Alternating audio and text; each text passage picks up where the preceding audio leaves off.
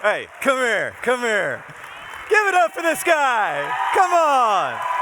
Let's go.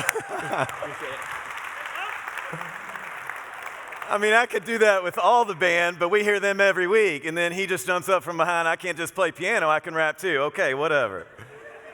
Man, I can't just preach. I can just preach. All right. So, hey, it's good to see you. I want to save myself like 50 conversations in the lobby when you see me after service. I had a week and a half ago a second surgery on my shoulder because the surgery I had back in August to fix my shattered collarbone didn't fix it all. So it went from 4 pieces to 2, but your collarbone's supposed to be 1 piece. So they did a second surgery with the bone graft. I'm still in some pain. You can pray for that. But what happens is in the lobby, a bunch of you come up and you hit me on the shoulder. You give me big hugs.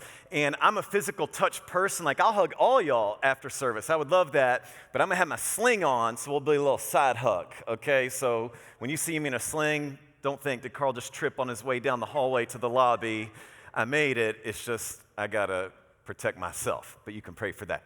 One other thing I want to hit before we really jump into the 35-day challenge is for the people who manage, oversee the counting and accounting of Mosaic's finances. It takes them a couple weeks to kind of tabulate everything at the end of the year, but all the year-end numbers for giving came in, and I just got to let you know, I got to brag about you to you. Because 2021, you were more generous than any year in the history of this church. I think you should clap for that. I think that's pretty awesome. And I want to show you how much you gave. You gave $2.9 million to the general fund, another $110,000 through the greater debt fund that just goes straight to debt. I did think when I saw this, there had to be one person who did not tithe on $3,000 because we would have got to $3 million. I'm just saying, if that's you, repent. But this is unbelievable, and here's why. There are so many churches I talk to that constantly worry about money, that are having active conversations about laying people off or not affording their mortgage or what ministry are we going to cut. But around here, when any leadership talks about money, here's what the conversation is. How can we spend God's money to reach lost people? And that's it. And that's what the conversation should be. So I want to thank you for being a generous church. You are the most generous church I know. Yeah, you can clap for yourselves again. Why not? Let's do it. And here's the thing, too. So many churches I know do a big emotional push every single year. A lot of churches I know do a big emotional push every single week. One time I had a pastor come up to me after service. He said, we just kind of snuck in to check out Mosaic and learn from y'all. We didn't hear you talk about the offering. I said, that's right. He said, did you forget? I said, no. And he was astounded. He couldn't believe it. But we're going to use all that you give to run after God's lost kids as best we can. We baptized 62 people last year. We're going to baptize more than that this year because people are lost, people are broken, people need hope, and that's why you give. By the way, if you're the one person who didn't give $3,000, or you just want to join everybody around here who gives, you can go to mosaicchristian.org/give and set that up. I would be remiss if I didn't add that. All right, 35-day challenge. I got to ask, how's it going? I want to update. I want you to raise your hand if you have been perfect. You're on day 20 or whatever it is. Raise your hand. Wow, give it up for these folks. People aren't clapping for you. They're mad at you.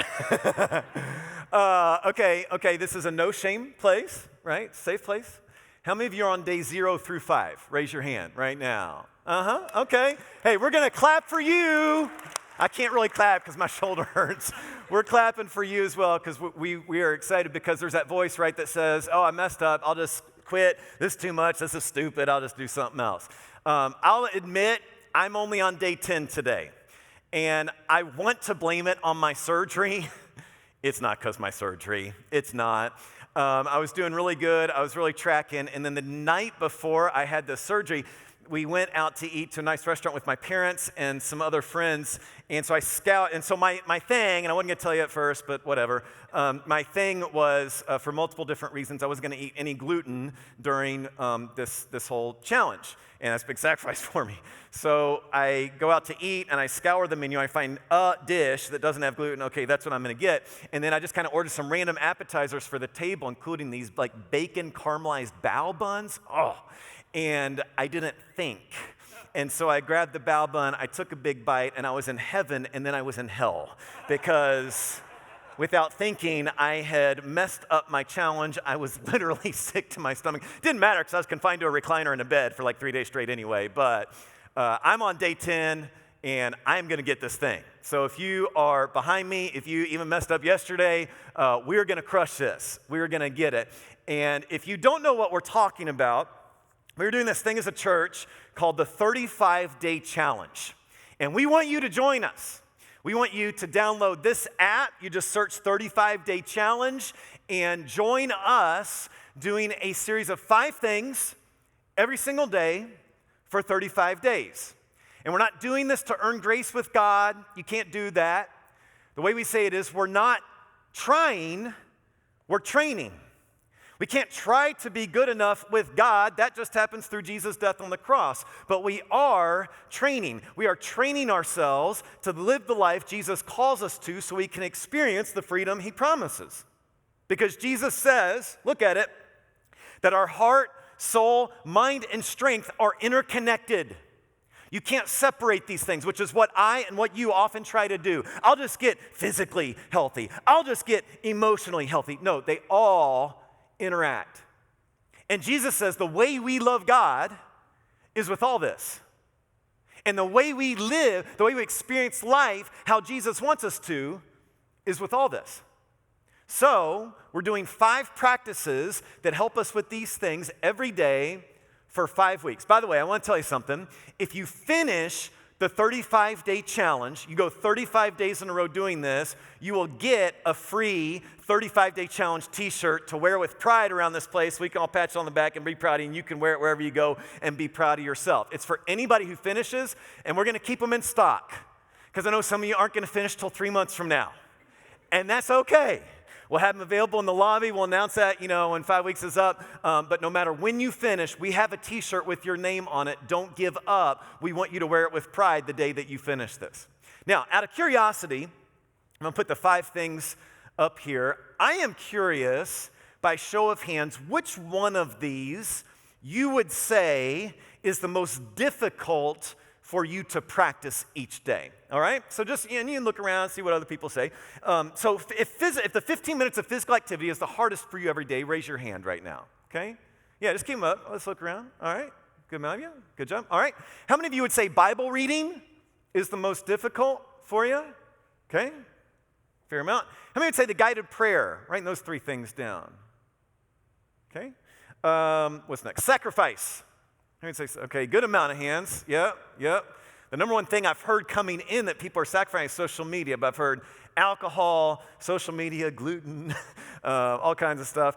How many would say one act of service is the, oh, wow, okay. Well, we'll hit you next week. Be here.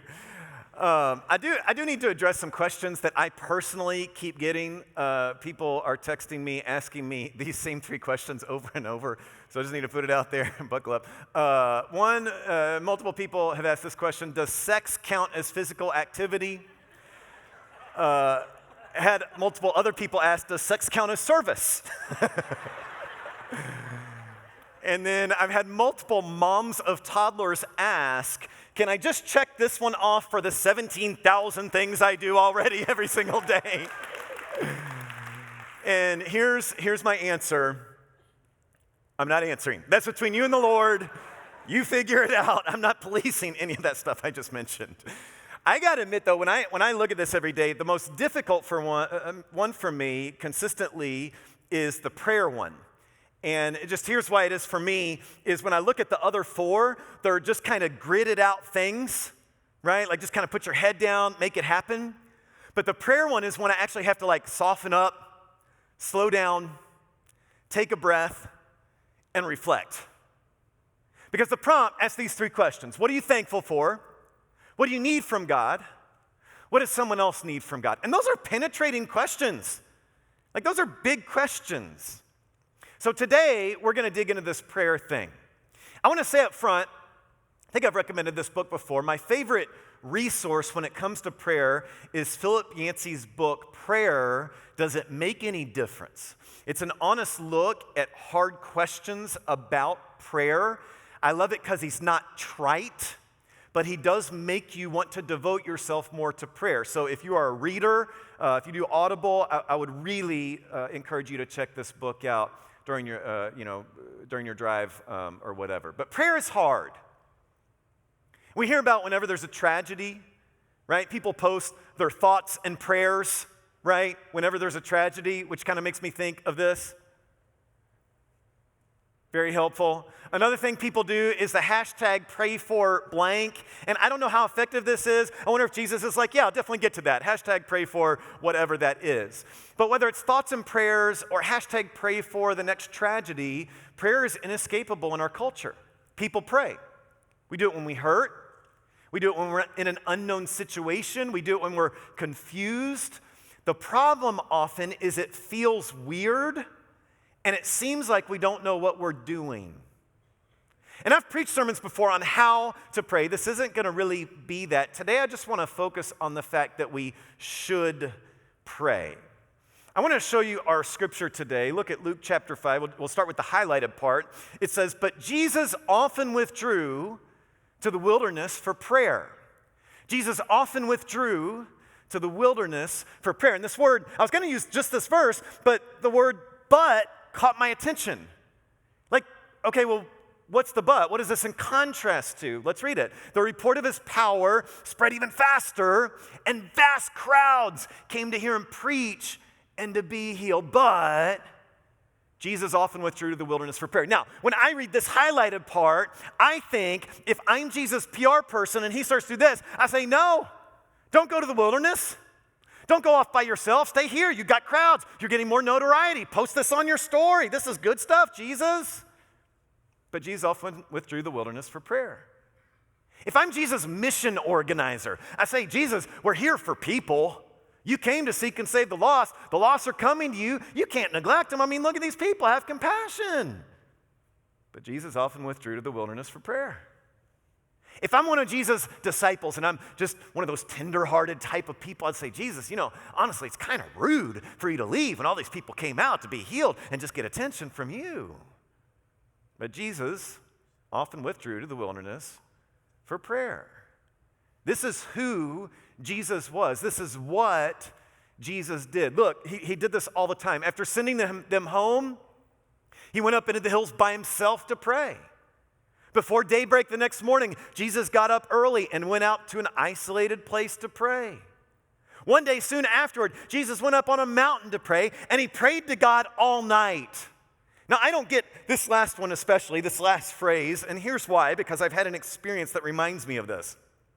Back when I was in college, I spent a summer abroad, and I kind of, was just there for a handful of weeks. I kind of just dabbled in a couple different churches. But a friend of mine told me that she had found a great church, and she came up to me one week and said, "Hey, this Friday night, my church is having this prayer service. It starts at 10 p.m. Do you want to go with me?" And I said, sure. I said, "Are you sure you got the start time right?" And she said, "Yeah, no, 10 p.m. sounds weird, but that's what it is, I'm sure. Let's meet up here and we'll go to this prayer service thing." So we meet up. We go to this prayer service. They have like some worship to, kind of get the blood flowing, I guess, or something. Then the guy who's emceeing for the night comes up on stage and he says, "Hey, welcome. We're so glad you're here." And then he drops a bomb. He goes, "I know some of you are thinking, there's no way you can pray for the next 12 hours straight."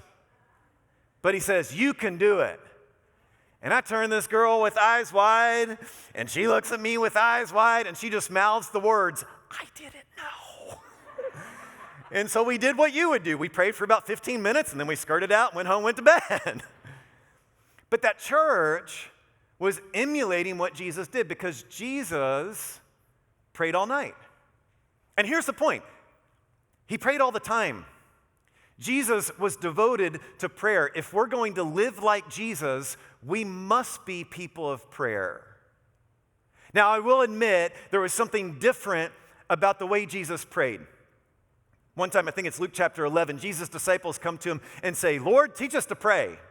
Which, if you know contemporary Jewish culture from the first century, then you know that was kind of a weird request because Jews prayed all the time. Like they had set times, kind of like Muslims do. They had set times throughout the day where they were required to pray. These guys had prayed thousands of times in their life. They were not strangers. They were not foreigners to prayer, but they approached Jesus and say, teach us to pray. And of all the things they could ask him, they didn't say, how should we preach? How should we be pure? Teach us to perform miracles or be able to spot hypocrisy. They didn't ask for a leadership lesson. Of all the things the disciples could ask Jesus to teach them, it was how to pray. Now, even though they had prayed thousands of times, I kind of get it, and here's why. Because I play golf. I try to play golf. I love playing golf. I'm not good at golf, but I go out several times a year when I can actually move my arm, and it's fun. But I'm not good at it. So on Christmas, one of my kids got me a certificate for a golf lesson, a golf swing lesson for whenever, I'm better. And when I go to that lesson, I know how to hold a club. I know kind of how my elbow should be when I backswing. I know how to follow through. I think I know how to bend my knees and how my back should be. But when I go to the golf pro that I meet with, I'm going to say, hey, there's something so pure and so different and so consistent about where your ball goes and the way you swing the ball. Will you teach me how to swing a golf club? It's not that I don't know how to swing a golf club, but it's kind of like I don't know how to swing a golf club. So the disciples who had prayed thousands of times said, Jesus, not that we've never prayed, but will you teach us to pray? And I get it. Because when I pray, I'm often just lobbing requests at God, right? Isn't that what a lot of us do? I read some stats on prayer I want to share with you. 55% of Americans pray every single day. More people than not pray every single day. 28% of people who said they have no faith, say they're atheists. 1 in 4 of them pray at least once in the last 3 months. So all those people who say they're atheists, at least one of them that you're close to has prayed in the last 3 months. 1 in 20, check this out. 1 in 20 people have prayed for someone to get fired. Dear God, get them out of my life. 1 in 5 have prayed to win the lottery. Anybody prayed to win the lottery? I have. Okay, thank you. I appreciate you making me feel like I'm not alone. You should pray for it. You'll tithe off of it. 13% of people pray that their favorite team will win. I've prayed for that too. Yes, I feel you. Didn't work one time this year. But statistic after statistic shows we are a culture who prays. We just don't know how. But when we look at Jesus, the main thing we need to learn from him is he prayed all the time. At the same time, he wasn't simply lobbing requests up to his Father all the time. In fact, look at John 12.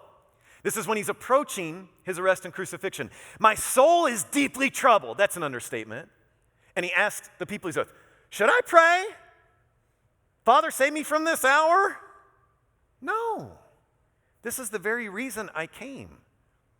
He's saying, I'm not going to just sit here and parrot selfish requests to the Father. What he was doing was communing with the Father. See, some of the people I know who struggle most with prayer are those who've experienced extreme tragedy, right? And they ask, why didn't God prevent this tragedy? But we have to remember the Father didn't prevent tragedy for his own Son either. Because Jesus does later pray, if it's possible, Father, take this cup of suffering from me. And he still died on the cross. It reminds me of what C.S. Lewis said. He said, I pray because I can't help myself. I pray because I'm helpless. I pray because the need flows out of me all the time, waking and sleeping. It doesn't change God, it changes me. So I believe when Jesus prayed, he was simply spending time with the Father. Now, Jesus does say, ask and you will receive. So God does answer requests, but the more important thing he does is he changes me.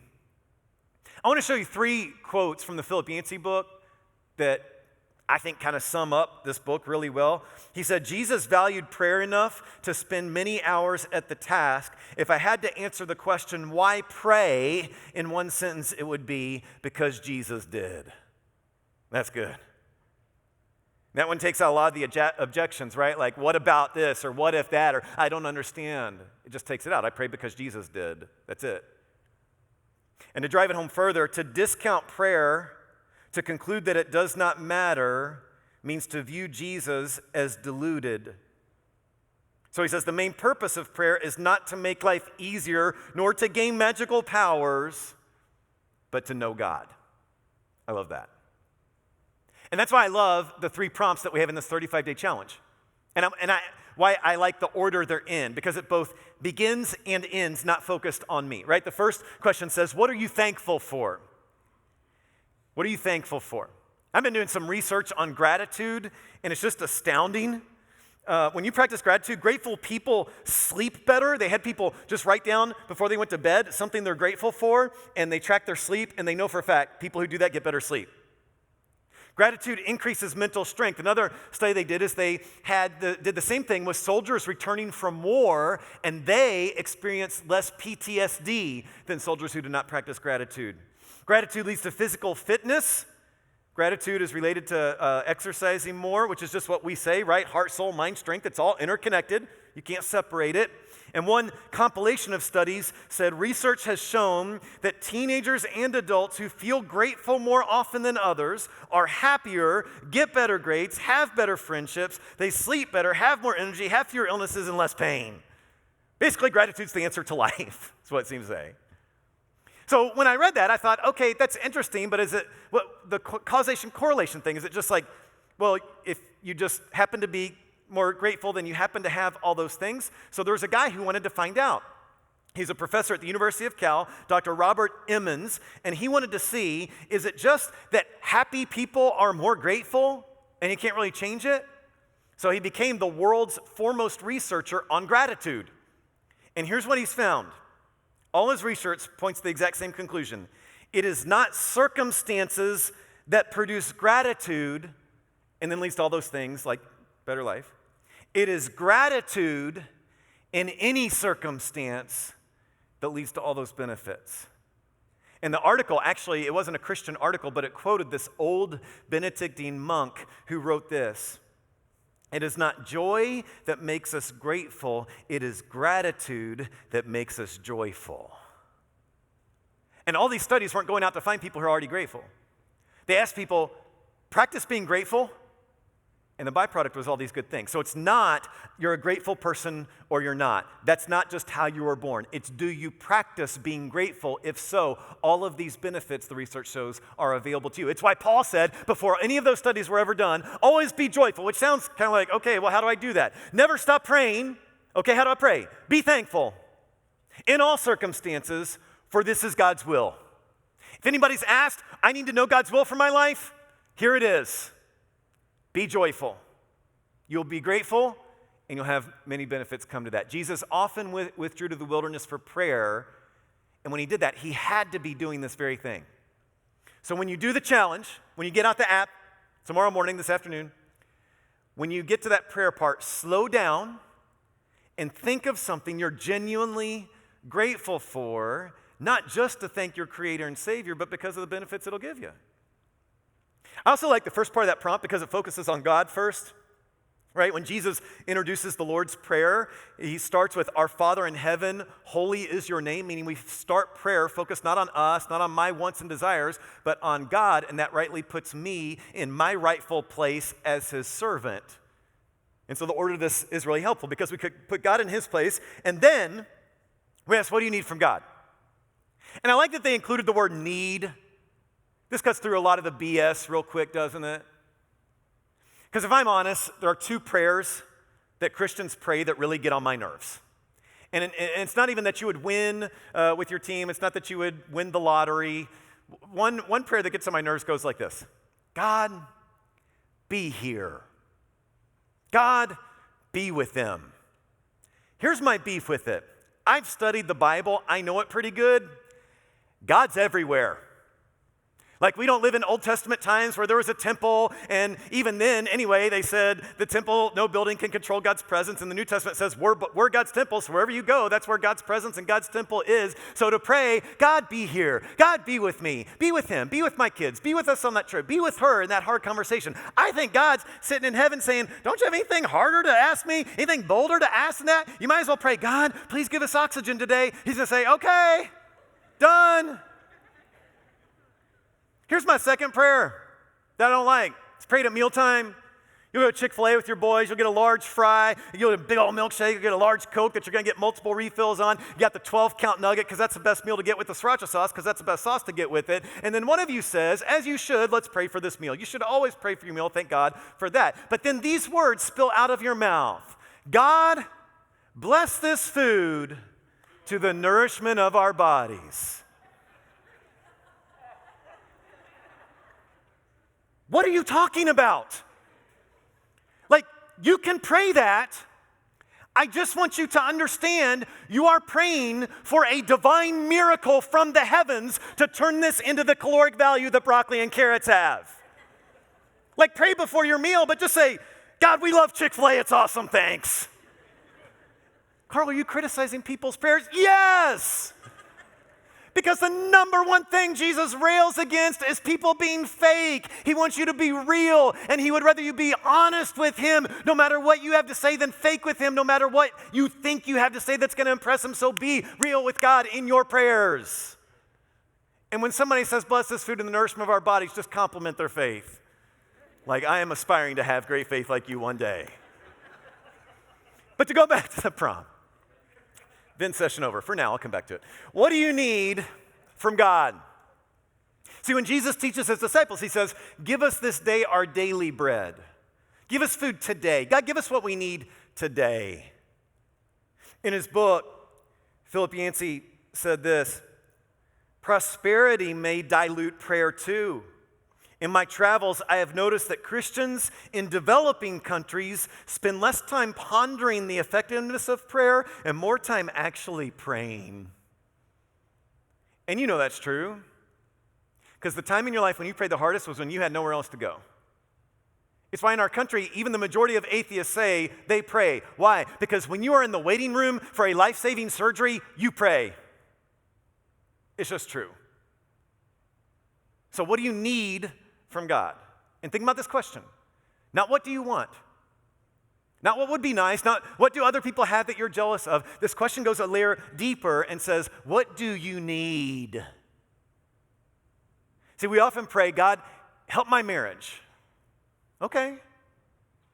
Maybe what you need is to become a servant, and what you need is to be patient with another person's growth. We often pray, God, give me a new job. Nothing wrong with that. But maybe what you need is to learn to be content first. We often pray, God, give me a spouse. Great prayer. But maybe what you need is to learn to be pure so you can bring your best self into that marriage. We often pray, God, help me make a good grade. And good grades matter. But maybe what you need is to become a missionary in your school more than a good grade.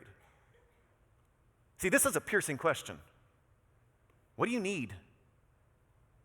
In this challenge, we're saying, let's just take a minute, just 30 seconds, and tell God one thing we need every day. Third prompt, what does someone else need from God? And if you're like me, what you want this to say is, what do you want someone else to get from God? Because I got all kinds of things for that. Like I want them to get patience, and they need to be generous, and she needs to be nicer, right? Right? Okay, all right. But the question says, what does someone else need from God? And you know what this question makes you do? Ask people. It makes you text someone to ask, hey, how can I pray for you today? What do you need? Not just how's your day going, but what do you need me to pray for you? And this goes into another one of my pet peeves about prayer. Welcome to Carl's vent session today. But this is actually less of a pet peeve about other people than just a conviction of mine of something I used to do that I felt bad about because it was wrong.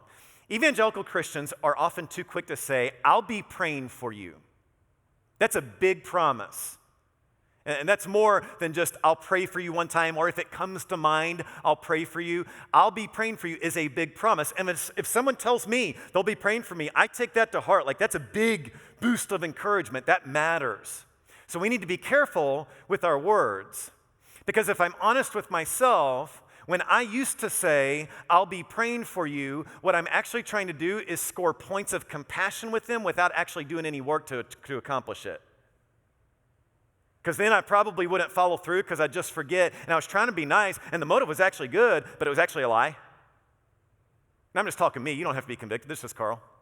I know you wouldn't do this. But here's what I think is better. Instead of saying, I'll be praying for you, just pray for them. Like right then, in the moment, wherever you are. Instead of saying, we'll be praying for you, you're out to eat with a bunch of friends and having a good time, and then, somebody says something like big they got coming up, interview the next day, or a marriage thing, or whatever it is. Instead of promising something, just say, hey, look, can we just stop and pray for you right now? It may be weird, may be awkward, but I think it has more power than saying something you hope to follow through on, but may not. Well, we're in public. Okay, pray for him anyway. It'll mean a lot to him, I promise. But I like that the app ends with this because it takes the spotlight off me again, right? It means I need to be asking others how I can pray for them and actually do it. And again, we're trying to flex this muscle. We're trying to grow in heart, soul, mind, strength. So don't forget, as you do this, that the best thing you can pray for people every single day is somebody's salvation. That someone would throw themselves into the arms and grace of Jesus, because Jesus says, no one can come to me unless the Father draws them. And at the last day, here's the promise, I'll raise them up. There's a resurrection. So it's our responsibility not to save them. The Father has to draw them, but it is our responsibility to say, hey, God, don't forget this person. We lift you up. We need you to do something miraculous in their life. Bring them to you. It's fine to pray for somebody's surgery. It's good to pray that somebody finds a job, but at the end of time, there is one thing that matters, and it is not how's your collarbone, and it's not what job did you have, or where did you live, or what grade did you make. It's, did you know Jesus? Do you know grace? Do you have hope? Have you acknowledged you are the worst of sinners, and have you thrown yourself at the mercy and grace of the cross? And if you don't have that, we want you to check the baptism box on that connection card we mentioned earlier, because we want to talk to you this week about how you can have an assurance of grace forever. I want to wrap up by clarifying something that people say, and I'm sure I've said it in a sermon sometimes. Sometimes when Christians talk about prayer, they'll say that prayer isn't supposed to be a monologue, that prayer is a conversation between you and God. That phrasing isn't really helpful to me because I don't hear God talk back. Maybe you do. But if I do, I get highly skeptical that maybe I just ate some bad Mexican the night before. I also get highly skeptical because often it seems God only speaks up on the things I want to hear. And in the Old Testament, they actually had this law before Jesus that if you said, here's what God said, and it wasn't from God, if it didn't actually come true, if it didn't pan out, they actually had to execute you. So I'm pretty slow to say, here's what God said. I know he said what's in the Bible, I just stick to that. What's helpful to me, and I share it because maybe it'll help you, is for me it's just better to think of prayer as being in the presence of someone. When you really get to know someone, you don't feel the need to fill every single second with conversation. You just be with them. And it's good, it's fun, it's healthy. My favorite story about this is a story I told years ago here about Mother Teresa, a saintly woman, right? Dedicates her life to the poor. Her life looks like Jesus to a lot of people. She was interviewed, I think it was on CBS one time, and the reporter said, Mother Teresa, what do you say when you pray? She said, I listen. The interviewer leaned forward and said, what does God say? And she smiled and said, I don't expect you to understand this, but he listens. And when I heard that, I thought, that's awesome. And then I thought, I have no idea what the crap that means.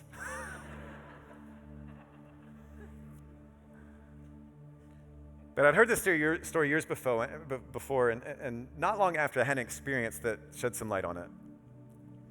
Because my wife and I, when we, at the final part of our dating and during our engagement, we lived in different states. We were 609 miles apart. And I have to set up the story this way because some of you are too young to know this, but teenagers, back in the day, we couldn't just call anybody we wanted. We got charged for how many minutes we used. And so what phone companies would do is they would give you free minutes after 9 p.m. Anybody remember the 9 p.m. days? Let's go. So my wife and I, because we're poor, I'm an intern, she's in grad school, we couldn't talk during the day. We didn't have Marco Polo or FaceTime. We had to wait till 9 p.m. And at 9 p.m. every single night, that phone would ring. My heart would skip a beat. I'd say, hey, girl, how you doing? How do you talk to your girlfriend you're in love with? And she would fill me in on her day, and I would fill her in on my day, and we would talk for hours and hours upon end because we couldn't see each other. We only see each other every few weeks at most. And I would ask her, what'd you have for lunch today? Oh, I bet that was good. How'd you cook that? What kind of sauce did you get on the side? How was answering the phones today? Did you get anybody complaining to you? Tell me what you studied today. And we would just fill every waking moment with the details of each other's lives, and we ate it all up. But we talked for so many hours, both had to be at work, you school by 8 a.m. the next day, that, we'd each in our separate states, get in our PJs, get in bed, turn out the lights, because we were just going to say goodnight to each other eventually. And sometimes what would occur is we would finish one story or part of the conversation, and then there'd be silence. And it was awesome the first time it happened, because I realized, hey, this isn't first date silence. In first date silence, where you're trying to impress someone, and you got your best cologne, and you got your best outfit, and you're trying to play it cool, but you've used up all your good stories and your jokes, and then there's silence, and you think, I don't have anything else, and she's not responding, this isn't going to work, we're not going to talk to each other ever again, it's just over forever. But then, when you really get to know someone, when you're in love with someone, that silence happens, and I would even call it comforting. Because you just know, I don't have to impress this person. I don't have to fill this moment. We're just good. Even on the phone, we can just be in each other's presence, and it's great. But then this one thing happened where, it's probably 1 a.m. We talked on the phone for 4 hours for like the 17th day in a row. And I'm on the phone, and there's one of those pauses. I'm thinking, man, this is just so great. We can just listen to each other breathe. And then her breathing gets a little heavier. And then I thought I heard a trace of a snore. And I was like, this is unbelievable. She fell asleep. She's not in love with me. How's she going to marry me? She can't even stay awake at 1 a.m. She can't even talk to me for 4 hours. What's going on? This relationship is doomed. And I sat up and I turned the light on and I said, babe, you still there? And she goes, yeah, still here.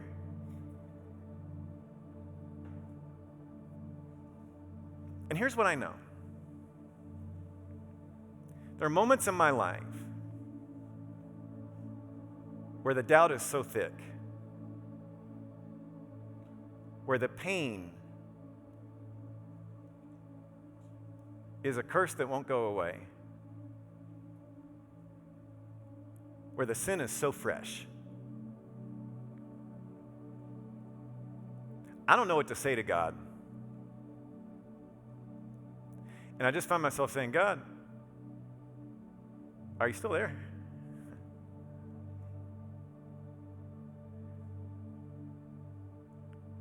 And I hesitate to put words in God's mouth, but it's as if with his presence, he communicates. Yeah, I'm still here. See, catch this. The great benefit of prayer is not that you gain magical powers. It's not that you manipulate God or you get a word from the Lord just for you. It's simply that you're reminded he is your God and he has not left you. Prayer is a challenge, but that's how we're doing it. It's the 35-day challenge. So don't rush through this prompt. Slow down. Give it the time it deserves. Look at our main slides for today one more time. Jesus often withdrew to pray, Luke 5 says. And Philip Yancey says, why do I pray? Jesus did.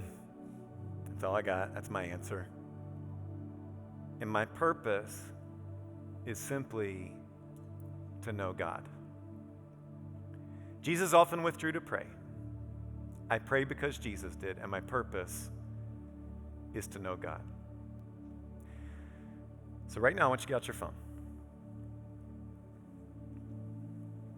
I want you to open the app. If you haven't downloaded it, I want you to download it right now. You won't regret it. And sometimes after the message, we have a moment for communion. We already did that because today what we're going to do is we're going to have a moment of prayer, and I want you to just fill in that app, those 3 questions right now. Tell them what you're thankful for. Tell them what you need. Tell them one thing somebody else needs. And if you don't know, just send somebody a text and ask them, how can I pray for you today? And write that down. I'm going to pray for you, and then we're going to give you a minute or two to pray to God about those things. Let's pray. God, thanks for this generous church. Thanks for this church that's a community where we can laugh, we can worship, we can cry together, and we can pray for each other. And God, I pray that as we do this prompts, the big benefit is we kind of build a muscle of consistent prayer, because that's what Jesus did. That's what Jesus had. That's who Jesus was.